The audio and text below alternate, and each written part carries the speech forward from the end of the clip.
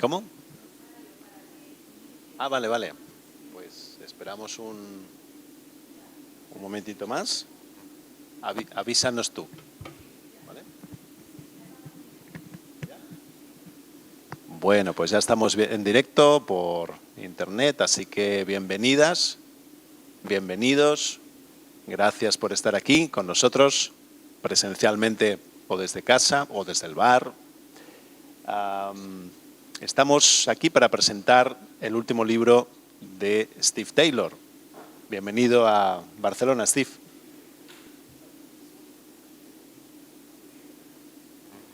¿No? Creo que sí. A ver. Hello. Ahora mismo. Sí, good evening, sí. everybody. Bueno, es realmente un placer y un honor tenerte con nosotros, Steve. Vamos a presentar tu libro, DesConectados, las raíces de la crueldad humana y cómo la conexión puede salvar el mundo, puede sanar el mundo. Ahora, enseguida vamos a pasar a hablar de este libro. Creo que son 14 libros los que ha escrito ya Steve. Así que aquí hay una gran condensación de su saber y de todo su trabajo a lo largo de décadas. Pero antes quiero presentar también a Mireia Darder. Mireia, bienvenida. Gracias por invitarme aquí. Y Joan Garriga, bienvenido también. Bueno, primero de todo eso, agradeceros que hayáis venido a presentar a Steve. Ambos sois fans, lectores de Steve Taylor. Hace muchos años que venimos comentando con vosotros dos en nuestras conversaciones de café algunos trabajos de Steve Taylor. Comenzamos con La Caída, un libro que ya es un clásico y que cuando se publicó causó una pequeña revolución entre psicoterapeutas, buscadores de conciencia, caminantes de los mundos psicoespirituales en España, entre los lectores españoles. Supongo que en Inglaterra y en el mundo anglosajón, cuando salió a la venta en versión original, también debió causar una cierta revolución, porque es un libro muy particular, muy osado, que habla, entre otras muchas cosas, de cómo la humanidad, el Homo sapiens, el ser humano moderno, durante unos 300.000 años de historia, vivió en conexión consigo mismo, con la naturaleza, con el otro, y cómo de repente hace unos 6.000 años, más o menos, a partir de un cambio climático, perdió esa conexión y experimentó un boom, una explosión de ego, y lo que viene a continuación en ese libro es demoledor, es una auténtica revelación. Ahora, en cierta forma, Steve retoma el tema de qué nos ha pasado como humanidad después de esos 6.000 años, que en la historia de la humanidad moderna es muy poco, pero que han sido terribles para eso que Steve llama en este libro el continuo de conexión. Pero me estoy adelantando. Steve, si te parece bien, tal como hemos comentado, yo voy a ir lanzando preguntas. Joan y Mireia pues también lanzarán las que consideren. Y primero de todo voy a empezar pidiéndole a Joan y a Mireia que digan unas palabras, unas breves palabras, pero que se tomen un momento para hablarnos de qué les ha parecido, qué les ha suscitado la lectura de este libro. ¿Qué os parece que aporta? Algo breve, pero para arrancar con esta conversación. Mireia, por ejemplo, ¿comienzas tú? Sí, para mí lo más impactante del libro ha sido algo que yo pensaba y que Steve dice, que es cómo las personas que él llama más narcisistas, más psicopáticas, tienen el campo más abierto, más posibilidades de llegar al poder en nuestra cultura. Que eso para mí ha sido como muy impactante. Y la otra cosa también, cómo estas personas también, como yo trabajo ahora más con trauma, cómo esas personas han tenido una infancia muy traumatizada, ¿no? Y la propuesta que él hace al final también sobre la empatía y cómo podemos a través de la empatía conectarnos, también me parece una propuesta muy interesante.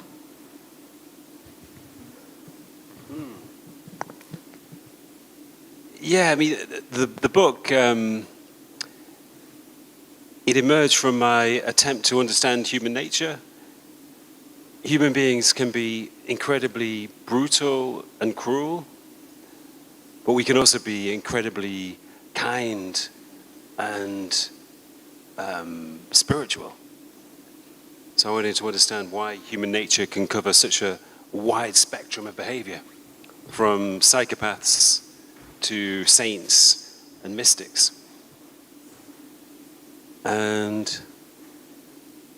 the essential fact is a person's degree of disconnection or connection.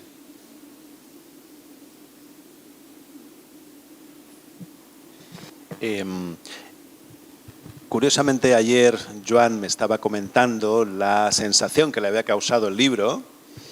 Habíamos hablado ya mucho de la caída. Joan también en sus charlas, en sus conferencias, en sus talleres públicos ha hablado algunas veces de la caída.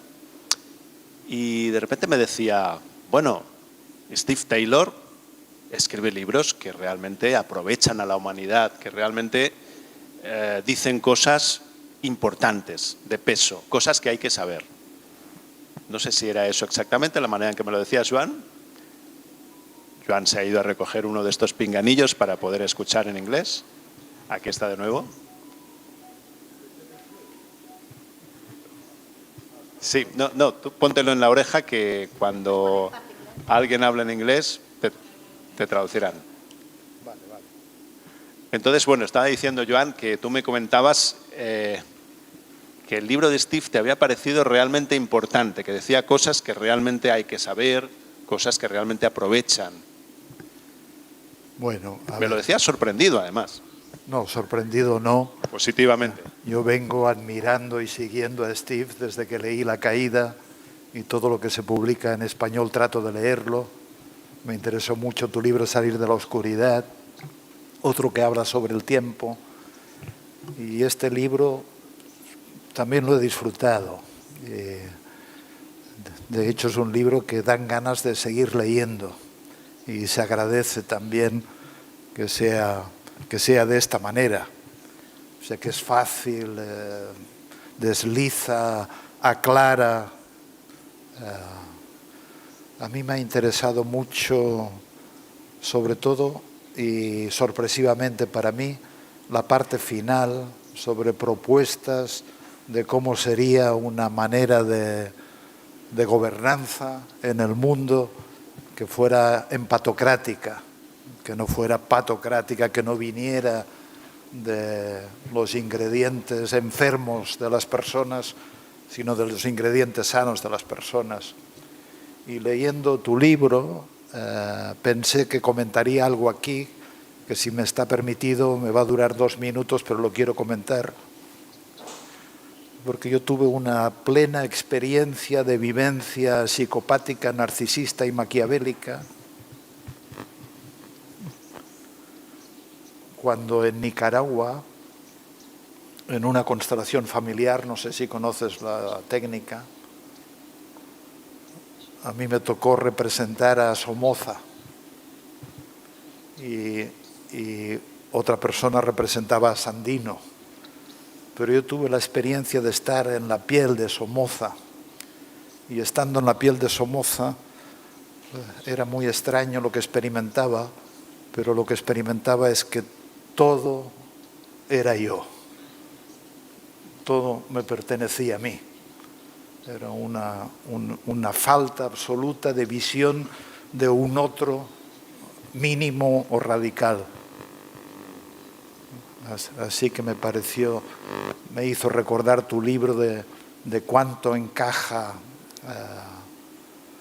o cuánto es importante el altruismo, ver al otro, empatizar con el otro, y que el mal es la ausencia de un otro, y que en la conexión, como tú usas,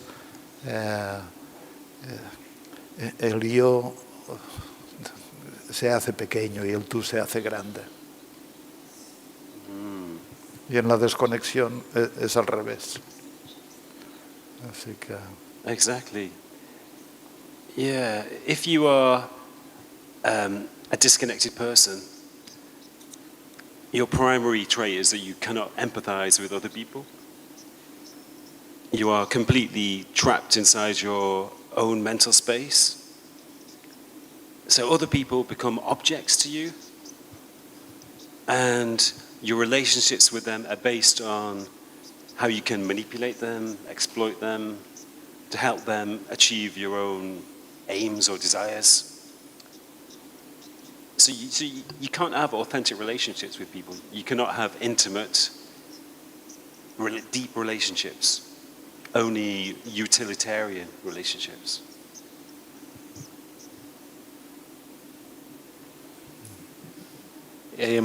Vamos a ir haciéndole preguntas a Steve, pero no solo preguntas, sino que también os invito, Joan y Mireia, a que si queréis comentar algo de las palabras de Steve, del libro de Steve, algo que os vaya suscitando la conversación, pues también lo hagáis. No solo preguntas, sino que, en resumen, intervenid cuando queráis. Hemos dicho ya cosas, se han dicho ya cosas muy interesantes.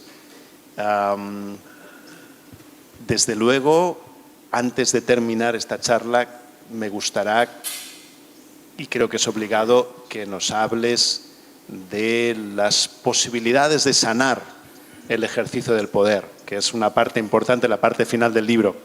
Pero antes de eso, me gustaría que nos aclararas un poco más qué significa para ti continuo de conexión y cómo funciona este hallazgo clave de tu libro, que es esta polaridad que vivimos los seres humanos entre conexión y desconexión. Sobre todo porque creo que explica muchas cosas que nos ocurren tanto a nivel personal como a nivel de sociedad de una manera muy sencilla y clara.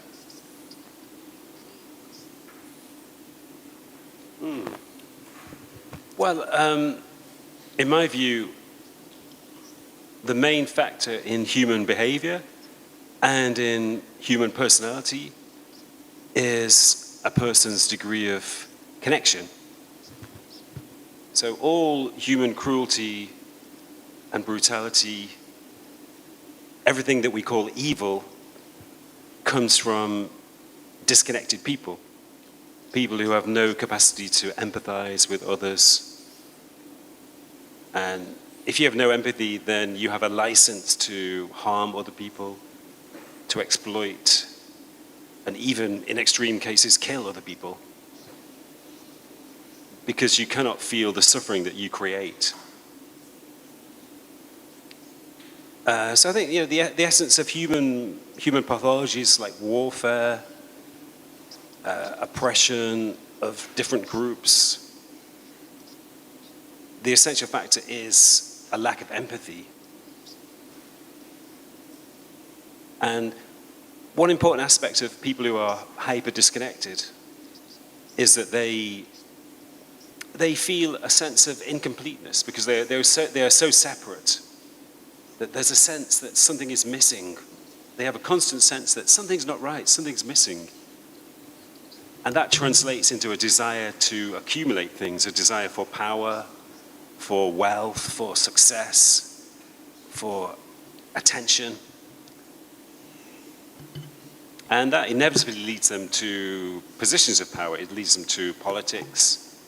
It can lead them into criminality.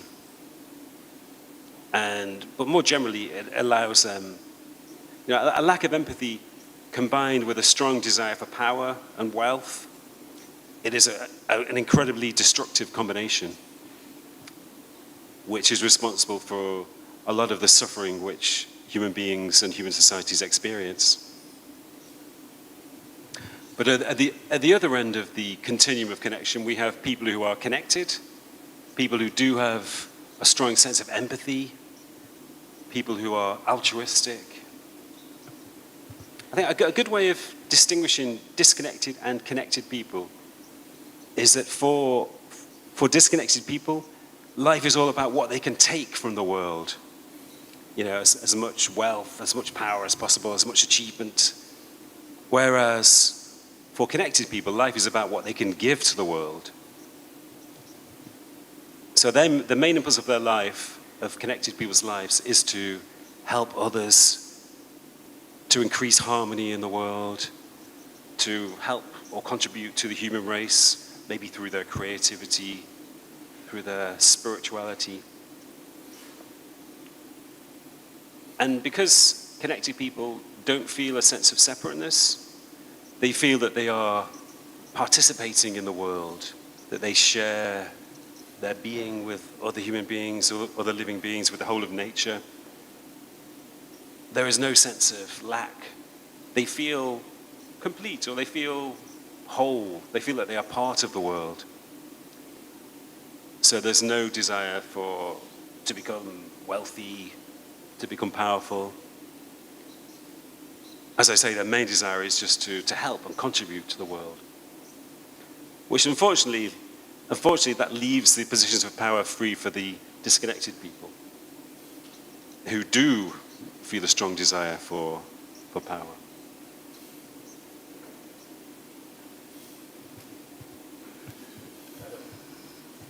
Claro, esto es una contradicción terrible, porque realmente necesitamos que personas conectadas graviten hacia el poder.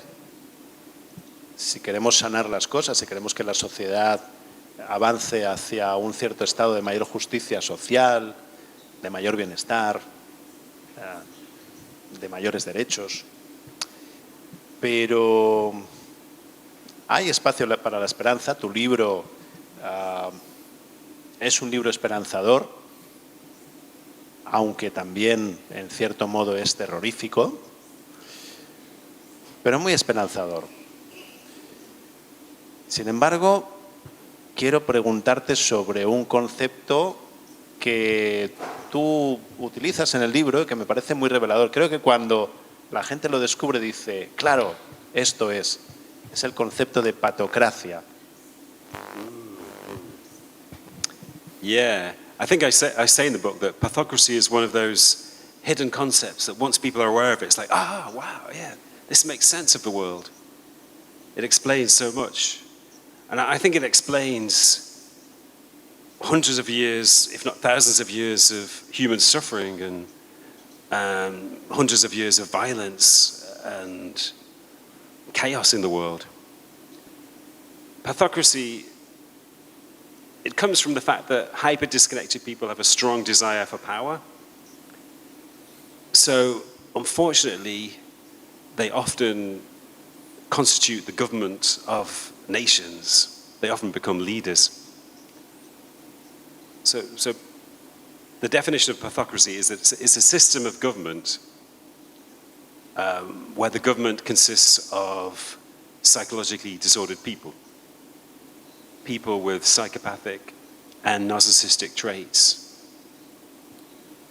And if you look back to the 20th century, the 20th century was, the most murderous century in the history of the human race. There were more wars, more people died from wars than in the previous centuries all combined. And that was because the 20th century was the century of pathocracy. There were so many governments around the world that were pathocracies who created wars with each other or tried to conquer other countries. And unfortunately, that's still true now, as we see in Europe. Right now, there are still pathocracies conquering other countries. Around the world, there are still many hyper-disconnected leaders. So unfortunately, it's still a current problem. No sé si os va generando alguna inquietud o alguna opinión esto que estamos hablando, pero desde luego este concepto es potente. Patocracia, líderes patocráticos. Naturalmente del griego pathos, ¿no? Que es también la raíz de pasión.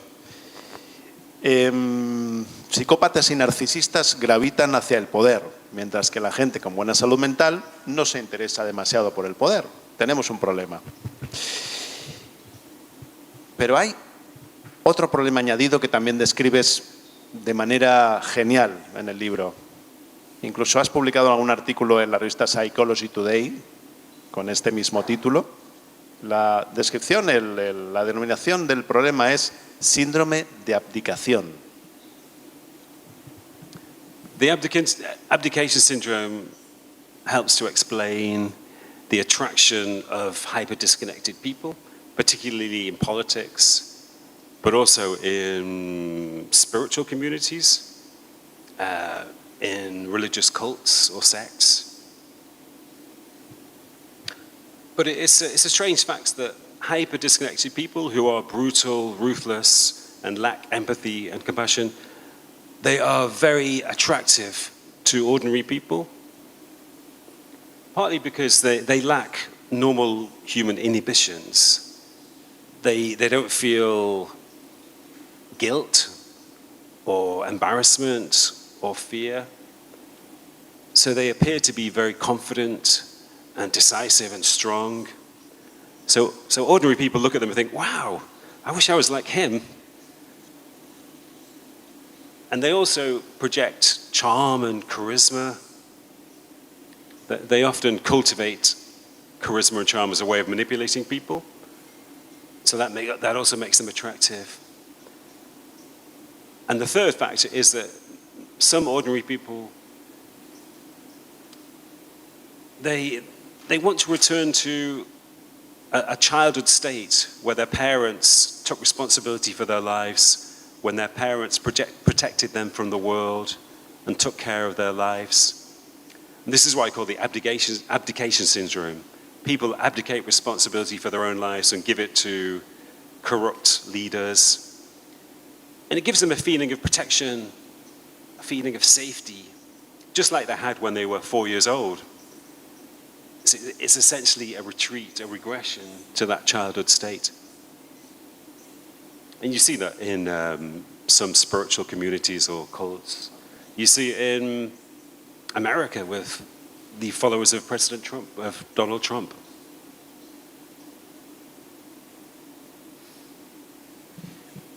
Estaba pensando que en estos talleres vivenciales en los que tanto Joan como Mireia sois expertos, tenéis muchísima experiencia como guías, como profesores de talleres de psicología, psicoterapia vivencial, desde una perspectiva muy existencial y desde una perspectiva muy fenomenológica. Lo que se ve son procesos personales, ¿no? Procesos de personas que de repente entran en contacto con su dolor. Y como yo he hecho como alumno bastantes de estos talleres, pues lo que veo muchas veces es que la gente que se da cuenta de su desconexión, la gente que se da cuenta de su patología, de repente entra por fin en contacto con el dolor que eso causa en los demás y con el dolor que eso le causa a sí mismo, ¿no?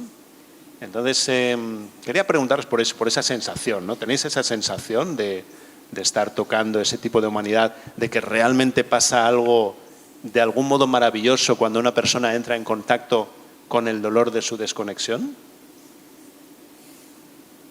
Hombre, claro, de alguna manera lo que pasa es que la disociación que la persona tiene, ¿no? O sea, el mecanismo que ha tenido que usar para no sentir todo ese dolor, la protección que ha creado, es lo que en realidad causa el dolor a los demás y a sí mismo, ¿no? Cuando realmente consigues conectar con tu dolor y con lo que no has podido expresar, porque en ese momento, cuando tu niñez no se podía expresar, ¿no? Y hay una conexión y puedes empatizar más contigo y al estar en contacto también con los demás, ¿no? Yo creo que ese es el mecanismo que pasa, ¿no? Básicamente. En Gestalt hablamos de darse cuenta, ¿no? De darse cuenta de partes de uno con las que no estaba en contacto. Lo que pasa es que fue una necesidad no estar en contacto para poder sobrevivir en el ambiente en el que crecieron, ¿no?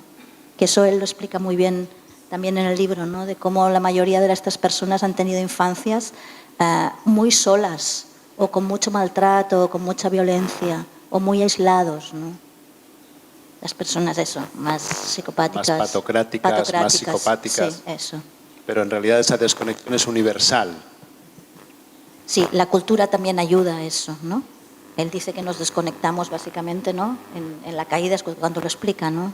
Cuando tuvimos que sobrevivir y no podíamos sobrevivir de la manera que estábamos sobreviviendo antes, hace 6.000 años, ¿no?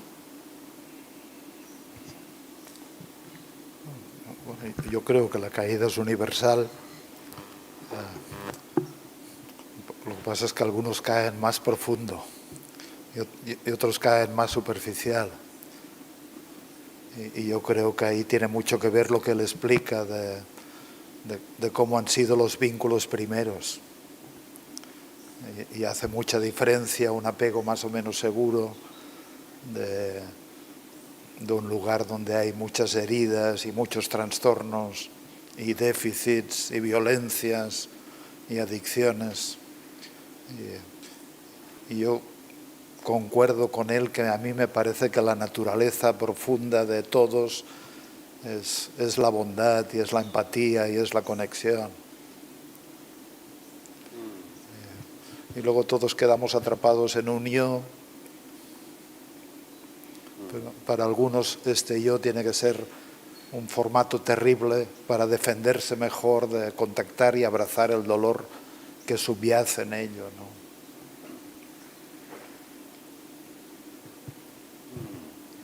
One question which I am often asked is it possible for extremely disconnected people to become reconnected?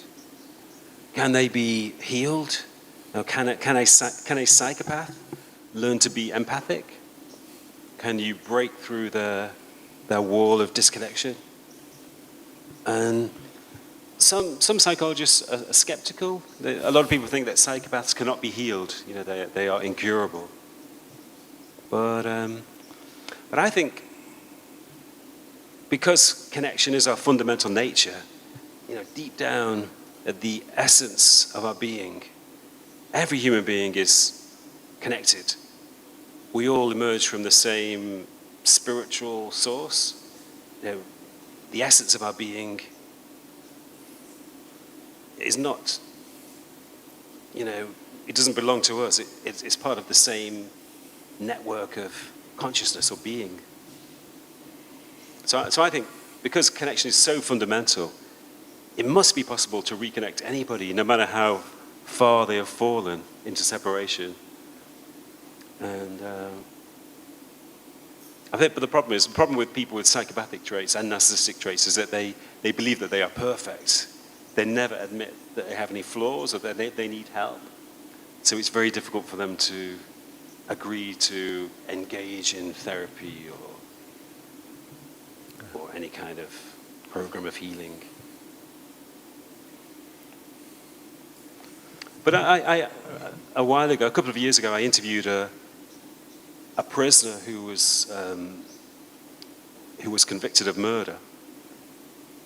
And he had an incredibly violent childhood, which led him to be completely disconnected, incapable of empathy, and he was able to, that enabled him to kill, because other human beings were just objects to him.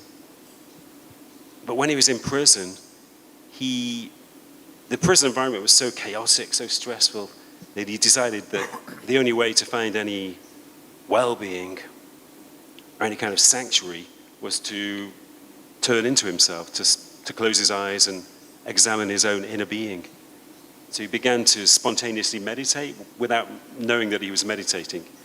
He spent long periods of time just closing his eyes and focusing on his breathing. And after about 3 months, something suddenly shifted inside him. Something suddenly broke down inside him. And he started to cry for the first time in his life. And he said it was as if a light had switched on inside him. And suddenly he could feel other people's emotions. He could sense other people's being. He became capable of empathy. And, he became a different person because of that, who felt remorse for his crimes, who wanted to make amends. So, if somebody like him can become reconnected, then it should be possible for everybody. Sí, los psicópatas no los vemos mucho en la terapia. Se ocupan bien de no tener el sufrimiento necesario como para ir a terapia, ¿no? Yo quería preguntarte, me interesó mucho cuando hablas del despertar, de personas que despiertan, y no sé si entendí que ibas a escribir un libro sobre esto o ya lo has escrito. Porque me interesó los antecedentes de estas personas? ¿Qué había favorecido un despertar? Que un despertar sería una profunda conexión. Yeah. I wrote a book called The Leap, I think El Salto in Spanish. It was published maybe 3 or 4 years ago. Yeah. Gaia. Okay. So yeah, I try to explain the different circumstances which lead to spiritual awakening. And I think there are 3 ways in which spiritual awakening can occur. The first is when it's natural, when a person doesn't need to do anything, they are just innately, naturally, spiritually awakened. They don't need to meditate or to undergo some form of transformation. It's just their natural state. So then those people often become poets or other creative artists to express their wakefulness. Sometimes they become social activists because they have a strong sense of compassion and a strong desire to alleviate suffering. The second way in which it can occur is when it happens gradually through following spiritual paths or practices. And the third way is when it happens suddenly and dramatically through intense psychological suffering. I usually call that transformation through turmoil. It sometimes happens after a bereavement, after a diagnosis of cancer, after a long period of addiction or a long period of depression, sometimes even after a suicide attempt. And it's as if, again, it is linked to connection. It's a form of reconnection. It's as if a person's old, disconnected ego breaks down due to their suffering, and a new connected self emerges inside them. Almost as if it was there all the time. It was just waiting for the opportunity to emerge, like a chick hatching from an egg, or a phoenix rising from the ashes of the ego. And it's surprisingly common. Almost every week, somebody writes to me and tells me that they've undergone that experience of transformation through turmoil. Sí, yo te quería preguntar, bueno, una de las cosas que más me ha sorprendido en el libro es que ha habido personas que han tenido este despertar y después se han convertido en gurús y no han ayudado a la gente, sino es como que se han desconectado y han construido sectas, que eso lo explicas muy bien, ¿no? Cómo un despertar no es todo, ¿no?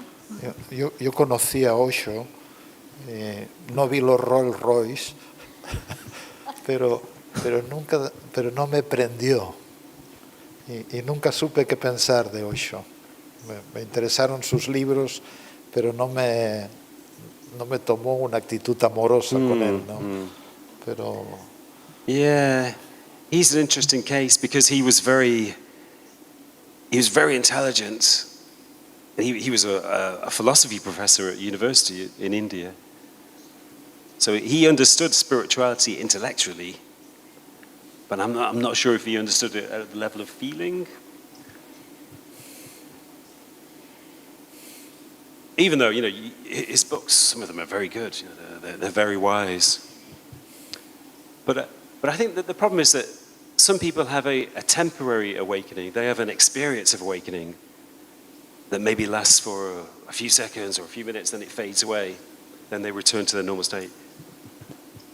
But in some people, an experience of awakening can inflate their egos. If they have narcissistic traits, it can make them think, wow, I am enlightened. I am an avatar.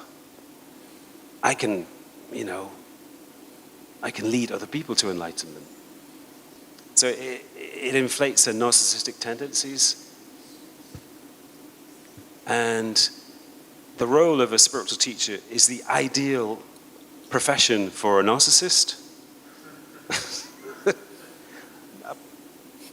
maybe a politician as well.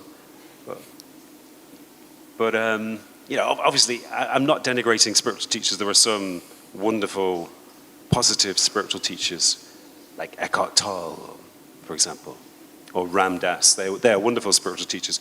But some spiritual teachers, unfortunately, are narcissistic individuals who put themselves in a position of power in order to attract devotion. And it goes back to, we were speaking about the abdication syndrome. You know, this is where the abdication syndrome is really obvious in some of the followers of corrupt spiritual teachers. And it never has a good outcome. Corrupt spiritual teachers become more corrupt as time goes by, and eventually it leads to chaos and destruction, as was the case with Osho. En español creo que quería decir más bien maestro que profesor, me parece, ¿no? Aunque él ha usado la palabra teacher, pero en sentido sería más bien el sentido sería en español más el de maestro espiritual, ¿no? Entonces, maestros corruptos, gurús, ¿no? Él habla mucho de este asunto en el libro. Es curioso porque Claudio Naranjo decía de Osho que era un maestro caído, un maestro que se había deprimido, que no había podido, digamos, asumir su ascendente y que no lo había podido gestionar. Es como que se había atascado y que había caído, ¿no? Que se había ido hacia un mal lugar. No en un sentido moral, sino en un sentido que no había sido capaz de tomar esa responsabilidad. Pero bueno, es naturalmente una opinión, ¿no? Hay muchas opiniones sobre Osho. Yo quería hacerte una pregunta que me voy a saltar, pero la voy a citar por lo menos, porque quiero ir hacia otro tema ya en los últimos minutos de esta charla. La pregunta que me voy a saltar es sobre la separación. Simplemente quiero decir que Steve cuenta muy bien en el libro qué es lo que le pasa a las personas que están hiperdesconectadas, a estas personas que a veces tienen estos síntomas, estos rasgos narcisistas, psicopáticos, que es una especie de síndrome de separación. Es otra manera de explicarlo muy sencilla, pero muy clarificadora. Bueno, como ya he hecho la pregunta, no sé si quieres decir algo sobre esto, quizás sí quieras decir algo.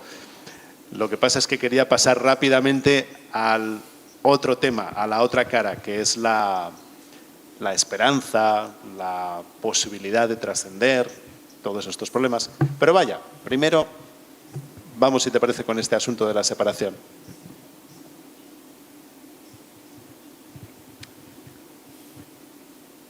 Separation is the root of all human suffering. It's the reason why disconnected people suffer so much. It's the reason why they have such a strong desire for power and wealth, success and fame, to compensate for the suffering of separation. So I think you could talk about the continuum of separation and suffering. The more separate you are, the more you suffer. And, you know, essentially all human beings, even psychopaths, are connected at the root of their being, but their ego is so strong that they can't experience their fundamental connection. It's as if they are imprisoned in the shell of the hard shell of their ego.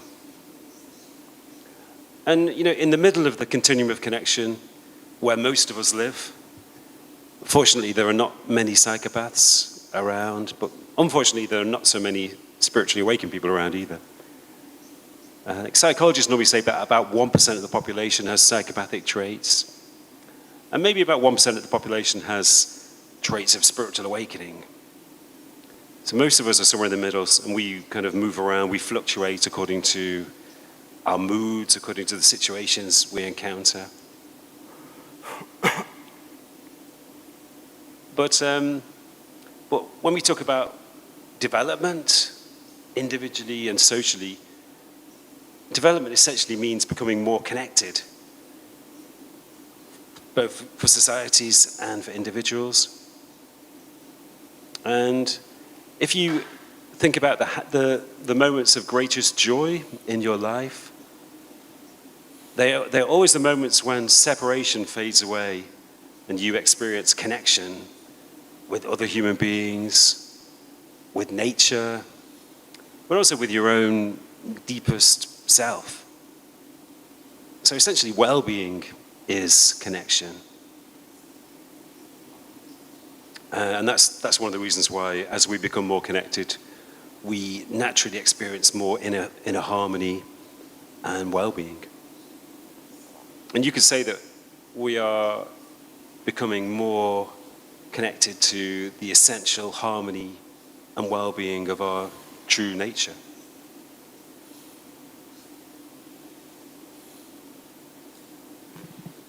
Es impactante que una idea tan sencilla como la conexión explique tantas cosas. El continuo de conexión lo llama Steve. La conexión como una sencilla forma de estar autorrealizados o de tender hacia la autorrealización e incluso hacia una cierta o un cierto estado de iluminación, ¿por qué no decirlo? Simplemente conexión, algo tan básico, tan sencillo como eso. No se necesitan plumas, maracas, bueno, en un contexto cultural adecuado pueden estar muy bien, pero no necesitamos tantos adornos para llegar a un lugar de bienestar, de profundidad, de espiritualidad.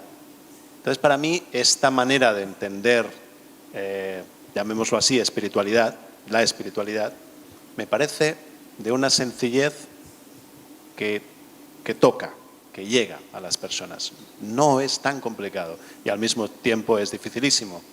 ¿Qué os parece? ¿De acuerdo? ¿Cómo andáis vosotros de conexión? Bueno, puedo contestar por vosotros que muy bien, porque os conozco y la verdad es que sois personas que estáis al servicio. Pero bueno, si queréis decir algo... No, yo comparativamente con Somoza no ando mal. Algunos me dicen que tendría que bajar los decibelios de mi narcisismo. Mireia, eres tú quien se lo dice. No lo sé. Pues hacemos lo que podemos, como todos, ¿no? Yo creo, no sé, yo creo que es difícil hacer lo que hacemos sin experimentar una bondad, un deseo de que todos estemos bien. Y luego, obviamente, el ego se cuela por todas partes también, ¿no? Sí.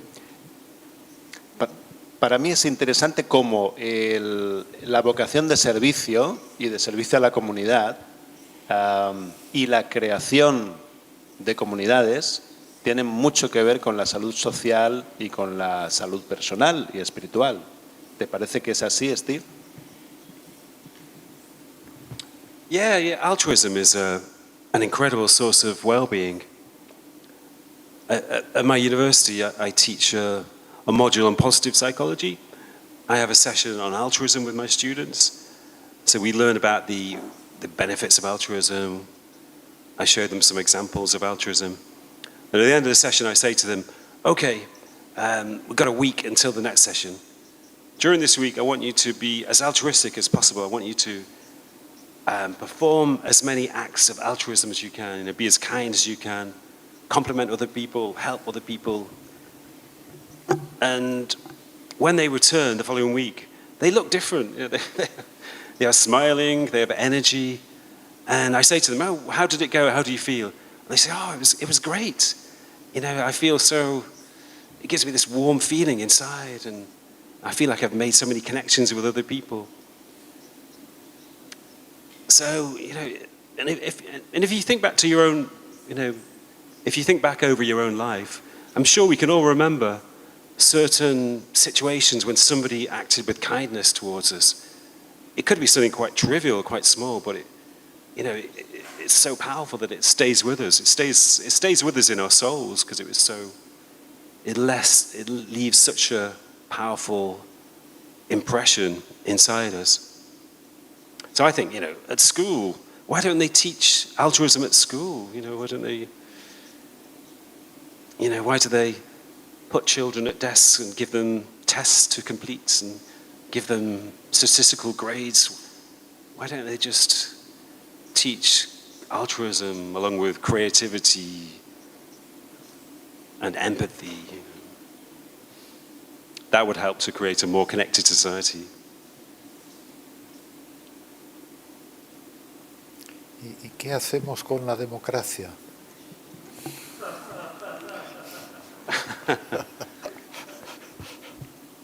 That's a big question. Porque esta es una It's not working very well.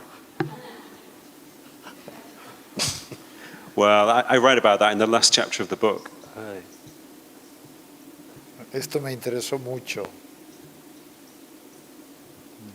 Yeah, I suggest that we need to return to democracy as it was originally envisaged in ancient Greece, and also as it is practiced by simple hunter-gatherer tribal cultures. And we have, in most modern democracies, are elective democracies or representative democracies where we choose people to govern on our behalf. But it doesn't work because the people who put themselves forward to be leaders are usually often disconnected people. So we need a more participatory democracy. And I also suggest that we need psychological assessments for potential politicians.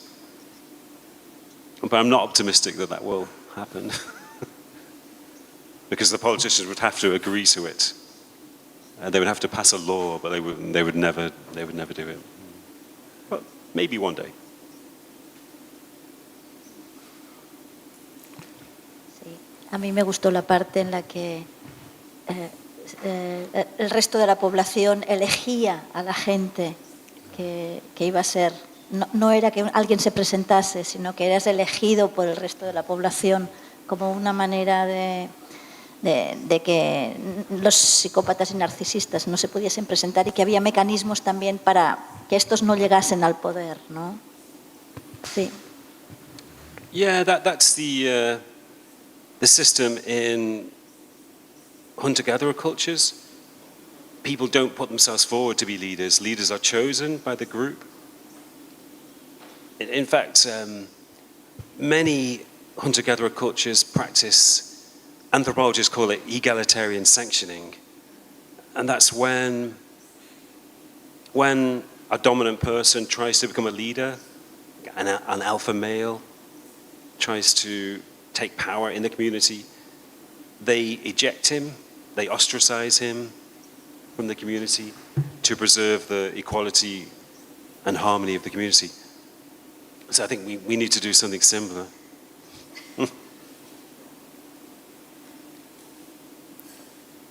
Yo sí recuerdo bien, utilizabas el concepto de empatocracia también. Yeah, empathocracy, it's difficult to say, is the opposite of pathocracy. Rather than the government by psychologically disordered people, it is government by empathic individuals, by connected people. So it's a very simple idea, but unfortunately it's very, very rare. In order to attain it, we would have to completely change our political systems. Yo creo que deberías ir al Parlamento español a darles una charla sobre el asunto. Yeah. Yeah, I did an interview today and they asked me what I thought of the Spanish president, if I thought he was a narcissist.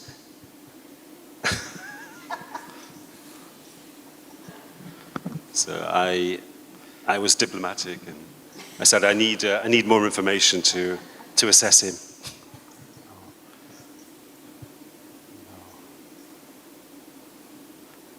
Pero sería muy bonito que te escucharan tu estudio.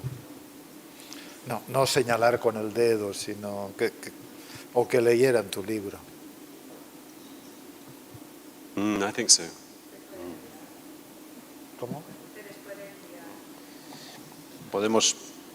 Podemos enviárselo a los principales líderes políticos, Yeah. aunque Sospecho que lo utilizarían para tratar de demostrar que el oponente político es un psicópata, pero no ellos, ¿no? Yeah. One thing about psychopaths is that they never believe that they are psychopaths.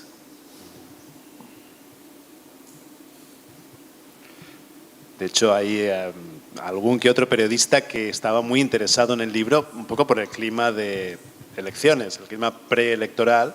Entonces, alguno que otro sugería la posibilidad de lanzárselo contra algún político que no le caiga bien.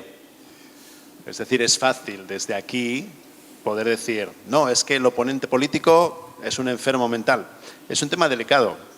Al mismo tiempo, Steve defiende que sería interesante evaluar la salud mental de los candidatos políticos.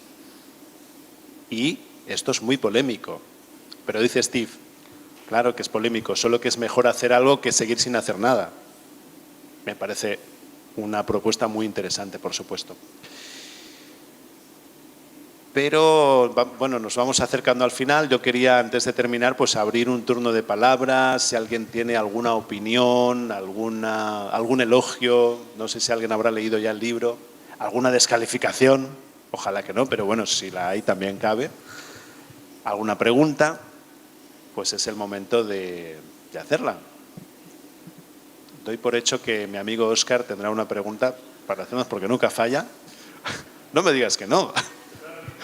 ¿No te ha gustado el libro? Ah, no lo has leído todavía. Vale. Bueno, si alguien quiere decir algo, sí. Mira, te voy a pedir que lo digas con el micro.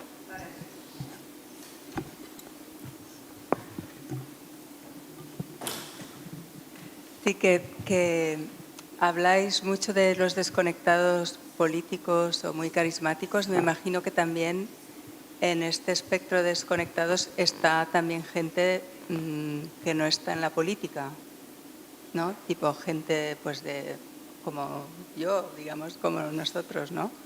Que podemos estar desconectados sin tener este acceso político, sin tener este carisma, como un desconectado tímido, no sé.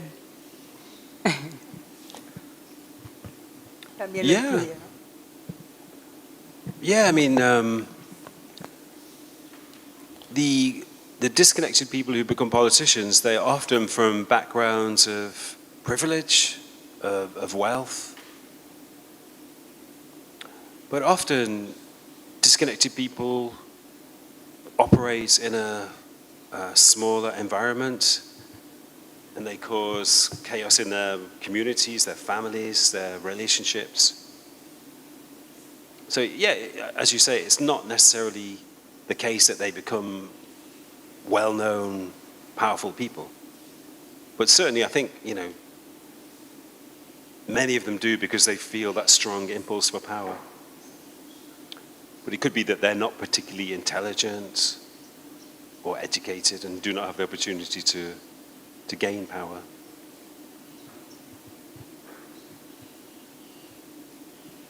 ¿Alguien más por aquí?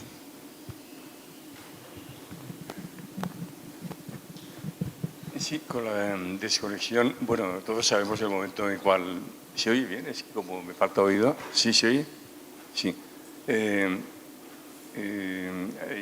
La situación que vivimos actualmente a nivel mundial realmente es un poco preocupante, ¿no? Y hay gente que está un poco informada, hay gente que no lo está, y es muy difícil llegar a hablar con alguien, decirle algo que puede hacerlo con pruebas, con elementos de juicio de personas cualificadas, pero son reacias, por ejemplo, a escuchar. Yo tengo concretamente un primo hermano que es ingeniero químico, ha estado en varias empresas y no voy a detallar las cosas por las cuales no me escucha, ¿no? Yo lo quiero mucho a él y quiero el bien de él, ¿no? Pero es imposible, es decir, hay cosas que digo, me dejas que te argumente las cosas y tú decides. No, a mí esto no me lo...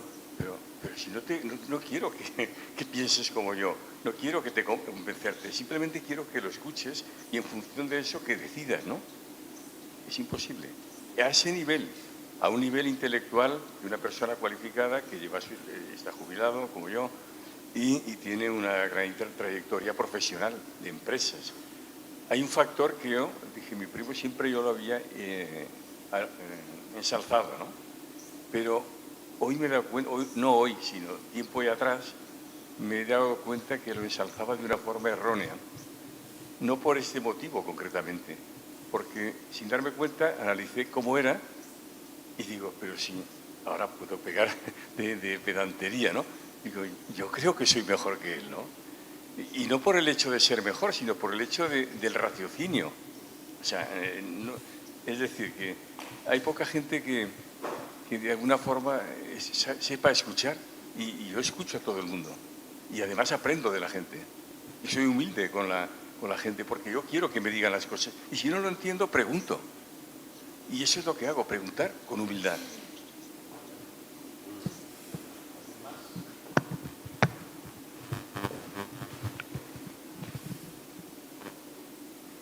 Bueno, lo mío es más compartir una reflexión que se me abre al escuchar a Steve, y tiene que ver con el acompañamiento a los psicópatas, ¿no?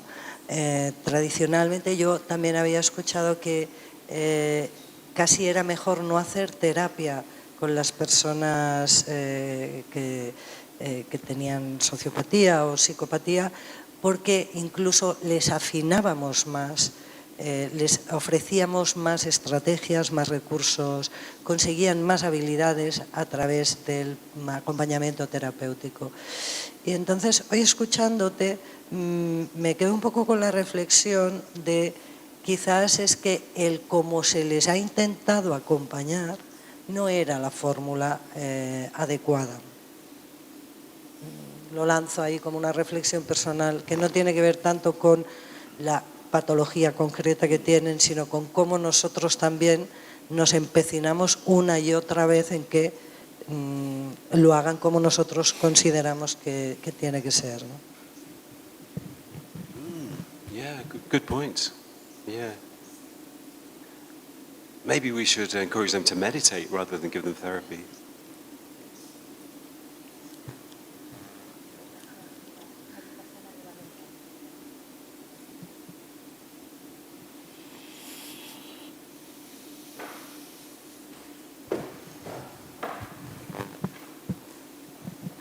No es una pregunta, simplemente era comentar una cosa, y quizá también lo que has preguntado tú.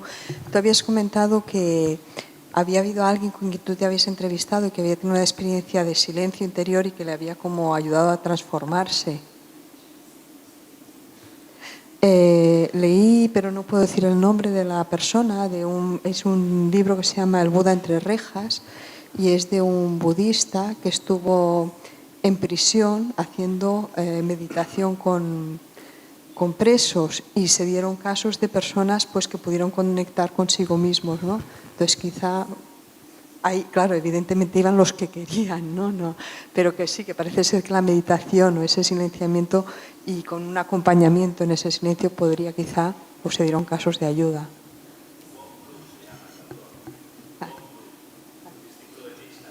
Sí. Un gran libro también. Sí, sí.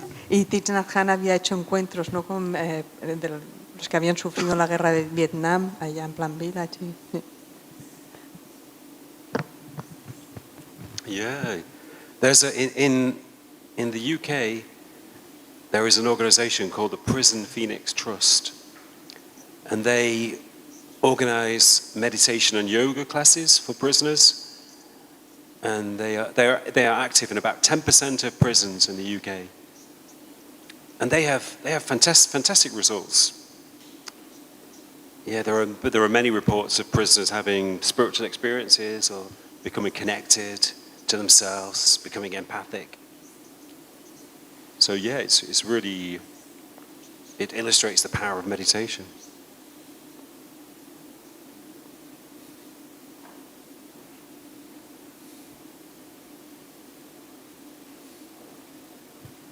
¿Alguna pregunta más?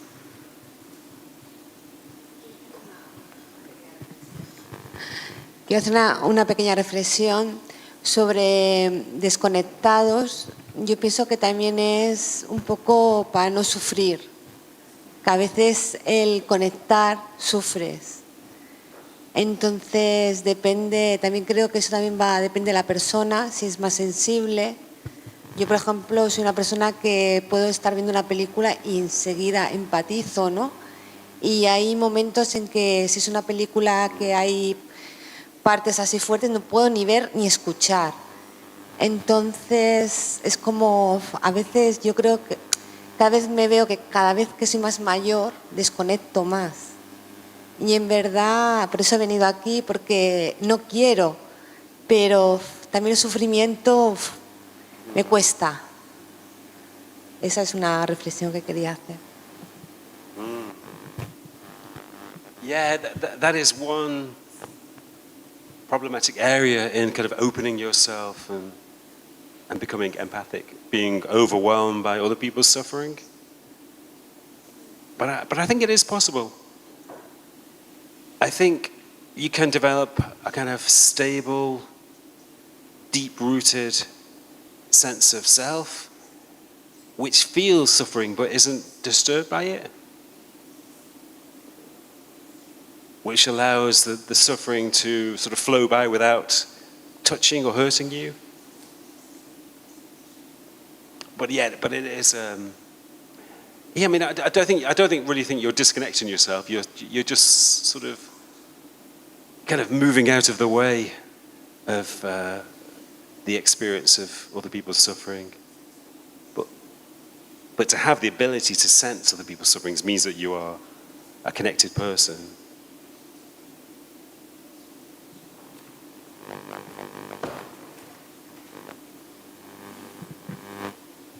Yo estaba pensando también, al hilo un poco de la compañera,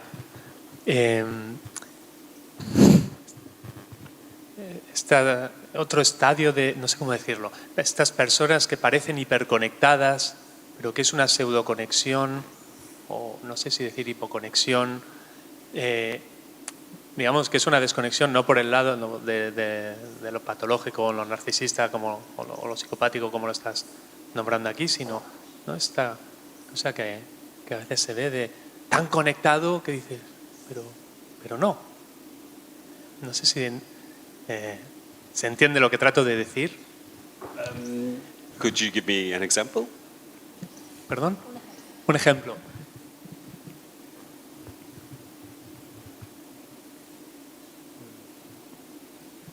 I mean, I think about spiritual teachers who pretend to be awakened when actually they are, narcissistic and actually disconnected people. Are you thinking about kind of spiritual people? Something, algo en ese sentido. Ni siquiera hace falta la cuestión del líder espiritual, pero por ejemplo, conozco de cerca además, ¿no? Grupos, gentes que se reúnen y con un estado que a mí me parece, no sé si decir de hiperconexión, que parece que están muy conectados y puede ser una comunidad, como algo grupal, compartido, no necesita que se erija un líder, que ahí lo podemos ver también, tal vez sea lo mismo, no, pero como que parece que hay mucha conexión, pero que en realidad no es tal, o a mí no me parece tal. Y no sé si eso... Hay en el eje conectado, desconectado, o habría que pillarlo por otro lado. Me gustaría escuchar. Hay una palabra que lo describe muy bien, que creo que es lo que tú quieres decir, que es cosmosis. Por ejemplo, ¿no? Un cosmótico la cosmosis, en lugar es de la aquel normosis. que va como prematuramente iluminado, que va como caminando 2 palmos por encima del suelo. Un poquito esta cosa. Y antes hablabas de los 3 vías de conexión, de despertar, perdón, y algo de... como entiendo que puede haber la de intervalo, no sé si un intervalo se puede quedar ahí. Bueno, me gustaría si pudieras comentar algo al respecto de lo que David matiza como la cosmosis. ¿Dónde quedaría en el eje? Well, I think there's it's easy to pretend. I mean, anybody can pretend that they are connected, but they can pretend that they are in a state of well-being. They can pretend that they love other people, especially if they think it makes them appear desirable or attractive to other people. But it's like wearing a mask. It's wearing a mask of connection to hide your unhappiness, to hide your essential disconnection. I think, a lot of people do that. And ultimately, they can't hide their essential disconnection forever. It always emerges in their relationships. It may emerge in aggression or in unhappiness.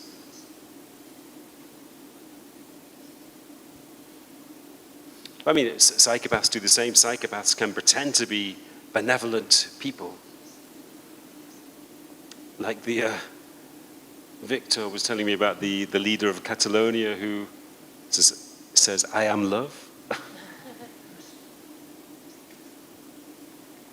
But again, it's just a mask. A persona. Esto es curiosidad, pero ¿qué líder? I don't know. Okay.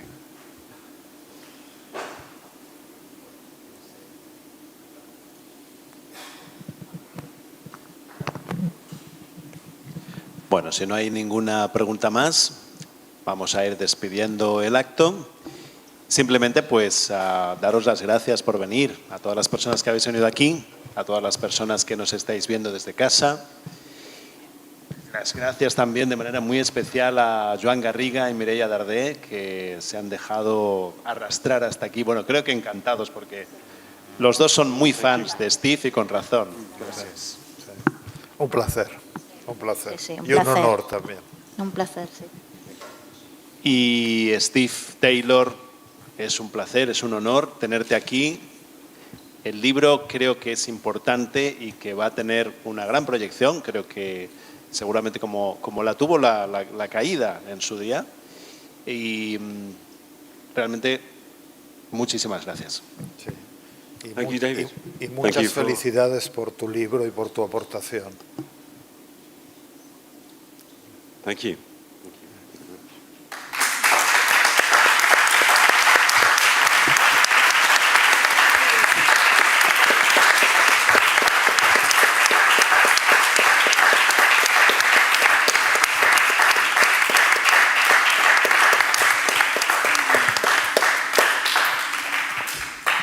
Thank you, everybody. Si alguna persona